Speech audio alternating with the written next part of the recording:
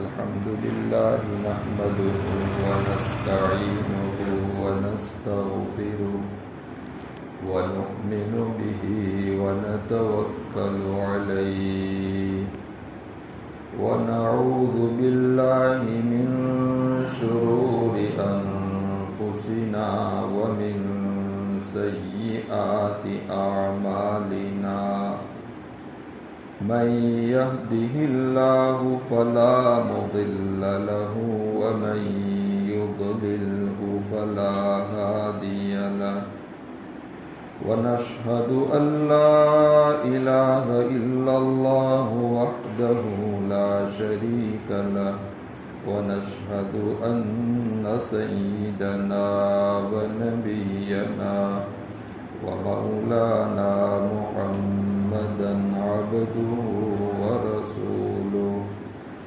أما بعد فأعوذ بالله من الشيطان الرجيم بسم الله الرحمن الرحيم ظهر الفساد في البر والبحر بما كسبت أيدي الناس ليذيقهم بعض الذي عملوا لعلهم يرجعون وعن علي بن أبي طالب رضي الله تعالى عنه قال قال رسول الله صلى الله عليه وسلم إذا فعلت أمتي 15 خصلة حل بها البلاء فقيل وما هن يا رسول الله صلى الله عليه وسلم قال إذا كان المغنم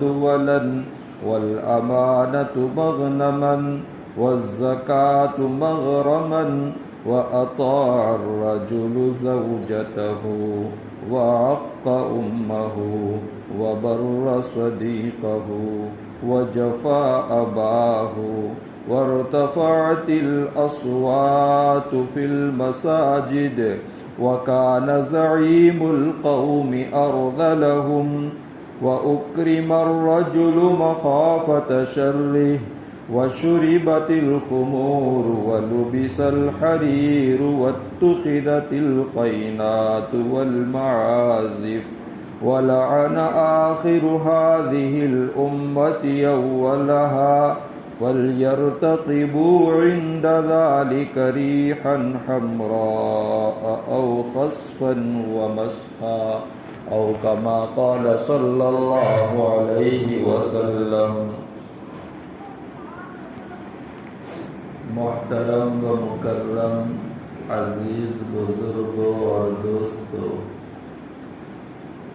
خطبہ کے دوران جو حدیث شریف آپ کے سامنے پڑھی گئی اس میں نبی کریم صلی اللہ علیہ وسلم نے 15 چیزوں کو بیان کیا اور پھر فرمایا کہ جب میری امت ان 15 چیزوں میں مبتلا ہوگی تو وہ آزمائش میں مبتلا ہو جائے گی، پھر ان کو انتظار کرنا چاہیے سرخ آندھی کا، زمین میں دھسائے جانے کا اور چہروں کے مسخ ہونے کا۔ جن 15 چیزوں کو نبی کریم صلی اللہ علیہ وسلم نے بیان فرمایا ہے، ان میں سے پہلی چیز کی تفصیل گزشتہ سے پیوستہ مجلس میں آپ کے سامنے عرض کر چکا ہوں۔ دوسری چیز حضور اکرم صلی اللہ علیہ وسلم نے ارشاد فرمائی وَالْأَمَانَةُ مَغْنَمًا، اور امانت کو مال غنیمت سمجھا جانے لگے۔ امانت کی تاکید کتاب و سنت میں بہت زیادہ آئی ہے۔ चुनांचे अल्लाह सुब्हानहू व तआला कलाम पाक में इरशाद फरमाते हैं, इन्नल्लाह यअमुरुकुम अन तुअद्दुल अमानाति इला अहलिहा। बेशक अल्लाह ताला हुक्म देते हैं कि तुम अमानतों को उनके मुस्तहिक़ीन तक पहुँचाओ। और एक रिवायत में नबी करीम सल्लल्लाहु अलैहि वसल्लम ने इरशाद फरमाया, ला ईमान लिमन ला अमानत ला। जिसमें अमानतदारी नहीं उसमें ईमान नहीं। गोया अमानतदारी ये ईमान का लाजिमी तकाजा है। और एक दूसरी हदीस में नबी करीम सल्लल्लाहु अलैहि वसल्लम इरशाद फरमाते हैं, आयतुल मुनाफिक़ी सलासुन इज़ा हद्दस कज़ब व इज़ा वअद अख़लफ़ व इज़ा तुमिना खाना। मुनाफिक की 3 निशानियां हैं। मुनाफिक की 3 निशानियां हैं। इज़ा हद्दस कज़ब, जब बात करे तो झूठ बोले। व इज़ा वअद अख़लफ़, और जब वादा करे तो खिलाफ वर्जी करे। व इज़ा तुमिना खाना, और जब उसके पास कोई चीज अमानत के तौर पर रखी जाए तो वो उसमें खयानत करे। गर्ज किताब व सुन्नत में अमानत की बहुत ज्यादा ताकीद आई है। हम लोग अमानत का मफ़हूम क्या समझते हैं? हम लोग समझते हैं कि अमानत का मतलब सिर्फ इतना है कि एक आदमी ने मसलन दूसरे के पास 50,000 रुपये रखे और यूं कहा, ये पैसे आपके पास रखो, बाद में मैं आपके पास से ले लूंगा। अब अगर वो आदमी उन पैसों को खा जाता है या देने से इनकार करता है तो हम कहते हैं उसने अमानत में खयानत की। यकीनन ये भी अमानत है, लेकिन अमानत का मफ़हूम इस कदर तंग नहीं है, बल्कि अमानत के मफ़हूम में बहुत ज़्यादा वुसअत है। अमानत ये अरबी ज़बान का लफ्ज़ है और अरबी में अमानत कहते हैं किसी शख्स पर किसी मामले में भरोसा करना। किसी शख्स पर किसी मामले में भरोसा करना, यानी कोई चीज किसी आदमी को सुपुर्द की जाए और उसके ऊपर एतमाद और भरोसा किया जाए कि वो उसके हक को अदा करेगा, उसको अमानत कहते हैं। अमानत के इस मफ़हूम में बहुत सी चीजें दाखिल है। अमानत के इस मफ़हूम में बहुत सी चीजें दाखिल है। चुनांचे सबसे पहली जो चीज अमानत के इस मफ़हूम में दाखिल है वो है अहदे अलस्त। अहदे अलस्त का मतलब ये है कि जब अल्लाह जल्ल जलालहू व अम्मा नवालहू ने हज़रत आदम अला नबीना व अलैहि सलातु व तस्लीम को अपने दस्ते कुदरत से पैदा फरमाया, तो हज़रत आदम को पैदा करने के बाद अल्लाह तबारक व तआला ने हज़रत आदम अलैहिस्सलाम की दाईं पुश्त पर अपना दस्ते कुदरत फेरा। अल्लाह तबारक व तआला का हाथ है, हमारे हाथ की तरह नहीं। कैसा है वो अल्लाह ही जानते हैं। ये मुतशाबिहात के कबील से हैं जिस पर ईमान लाना हमारे ऊपर लाजिम और ज़रूरी है, मगर उसकी तफ्तीश में पढ़ने से कि अल्लाह का हाथ कैसा है उसमें पढ़ने से हमें रोक दिया गया।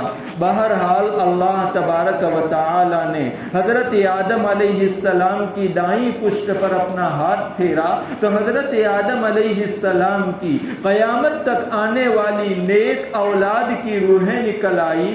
फिर बाईं पुश्त पर हाथ फेरा तो हज़रत आदम अलैहिस्सलाम की क़यामत तक आने वाली بری اولاد کی روحیں نکل آئی. پھر اللہ تبارک و تعالیٰ نے تمام روحوں کے سامنے اپنا تعارف کروایا، اپنی پہچان کروائی، اور پھر ان کا امتحان لیا. اور امتحان میں ایک ہی سوال پوچھا، پرچے میں صرف ایک سوال تھا، اور وہ سوال کیا تھا؟ الست بربکم، کیا میں تمہارا پروردگار نہیں ہوں؟ تمام روحوں نے بیک زباں یہ جواب دیا، کیوں نہیں، آپ ہی ہمارے پروردگار ہیں. سب نے اس بات کا اقرار کیا، آپ ہی ہمارے معبود، آپ ہی ہمارے خالق، آپ ہی ہمارے حاجت روا اور مشکل کشا ہے. آپ کے علاوہ کسی اور کے سامنے ہم سجدہ نہیں کریں گے، آپ کے علاوہ کسی اور کی ہم پرستش نہیں کریں گے. پھر دنیا میں آنے کے بعد کچھ لوگ اس عہد سے مکر گئے اور اللہ کے علاوہ سینکڑوں معبودوں کی عبادت کرنے لگے. اسی عہد کو اللہ سبحانہ و تعالی نے سورہ احزاب میں امانت سے تعبیر کیا. فرمایا انا عرضنا الامانۃ علی السماوات والارض والجبال فابین ان یحملنها واشفقن منها وحملها الانسان. بلا شبہ ہم نے یہ امانت زمینوں پر، آسمانوں پر اور پہاڑوں کے سامنے پیش کی. وَأَشْفَقْنَ مِنْهَا، انہوں نے انکار کر دیا اور اس بار امانت کو اٹھانے سے وہ ڈر گئے. وَحَمَلَهَا الْإِنسَانُ، اور حضرت انسان نے اس بار امانت کو اٹھا لیا. یہ بار امانت کیا تھا؟ اللہ تبارک و تعالیٰ نے زمین و آسمان اور پہاڑوں کے سامنے یہ بات رکھی کہ ہم تمہیں عقل دیں گے، ہم تمہیں شعور اور سمجھ دیں گے جیسے انسان کو عقل دی گئی ہے، اور تمہیں نیکی اور بدی کا راستہ دکھلائیں گے، تمہیں کچھ احکام کا مکلف کریں گے. اگر تم ہماری اطاعت و فرما برداری کرو گے تو جنت میں تمہیں دائمی نعمتیں ملے گی، اور اگر تم نے ہماری اطاعت میں کوتاہی کی تو ہم تمہیں جہنم میں داخل کریں گے. جہنم میں جانے کے بعد تمہیں عذاب بھگتنا ہوگا. زمین و آسمان اور پہاڑ جیسی بھاری بھرکم اور طاقتور مخلوق بھی اشفقن منہا، ڈر گئے کہ کہیں ایسا نہ ہو کہ اللہ کی اطاعت میں ہم سے کوتاہی ہو جائے اور ہمیں جہنم میں جلنا پڑے. اس لیے انہوں نے اطاعت کی صورت میں جو جنت ملنے والی تھی اس سے بھی دست برداری اختیار کر دی. اللہ تبارک و تعالیٰ نے یہ امانت حضرت انسان کے سامنے پیش کی. انسان کو بھی یہی بات بتلائی گئی، تمہیں اختیار ہے، تم چاہو تو اس بار امانت کو اٹھاؤ، اور اگر چاہو تو بار امانت کو اٹھانے سے انکار کر دو. لیکن اگر تم نے اس بار امانت کو اٹھا لیا اور اطاعت و فرما برداری کی تو جنت میں داخل کروں گا، اور اگر میری نافرمانی کی تو جہنم میں داخل کروں گا. انسان نے اس بار امانت کو اٹھا لیا، چنانچہ انسان کو مکلف بنا کر اس دنیا میں بھیج دیا گیا. تو یہ عہد الست ہے جس کو اللہ پاک نے امانت سے تعبیر کیا. اس لیے انسان جب دنیا میں آیا تو اللہ تبارک و تعالیٰ نے جو عہد روز ازل میں لیا تھا، اگر وہ اس کے مطابق چلتا ہے، اللہ کو مانتا ہے اور اللہ کی مان کے چلتا ہے، تو گویا وہ اس عہد کو اور امانت کو پورا کرتا ہے. اور اگر اللہ کی مان کر نہیں چلتا تو وہ امانت میں خیانت کرتا ہے. اس لیے اللہ تبارک و تعالیٰ نے ہمیں جو زندگی عطا فرمائی ہے وہ ایک امانت، بلکہ ہمارا پورا وجود، ہمارا جسم پورا کا پورا امانت. آنکھیں یہ اللہ کی دی ہوئی امانت، اور آنکھیں یہ اتنی بڑی نعمت ہے اللہ تبارک و تعالیٰ کی کہ جس کا بدل پوری دنیا نہیں ہو سکتی.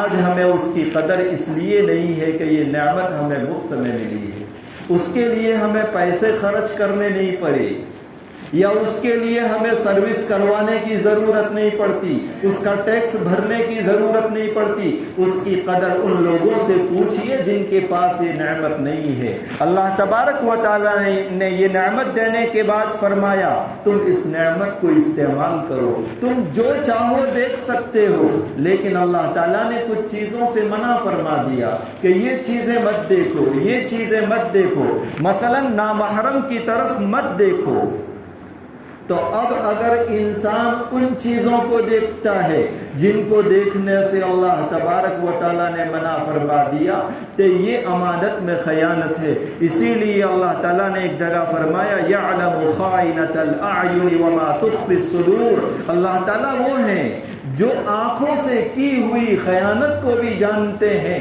اور دلوں میں جو خیالات گزرتے ہیں ان سے بھی واقف ہیں.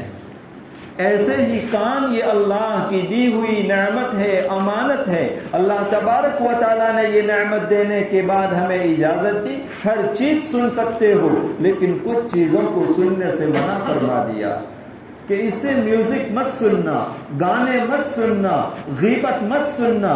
اب اگر انسان ان کانوں سے وہ چیزیں سنتا ہے جن کو سننے سے اللہ نے منع فرما دیا تو یہ امانت میں خیانت. زبان اللہ کی دی ہوئی امانت ہے.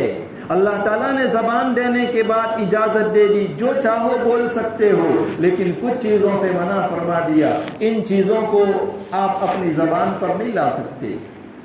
اپنی زبان سے گالی مت بولو، زبان سے کسی کی غیبت مت کرو، اپنی زبان سے کسی کی دل آزاری مت کرو. اب اگر انسان اپنی زبان کو ان کاموں میں استعمال کرتا ہے تو یہ امانت میں خیانت. غرض یہ کہ ہمارا پورا وجود، پورا جسم ہمارے پاس امانت ہے. ہم اپنے جسم کے مالک نہیں.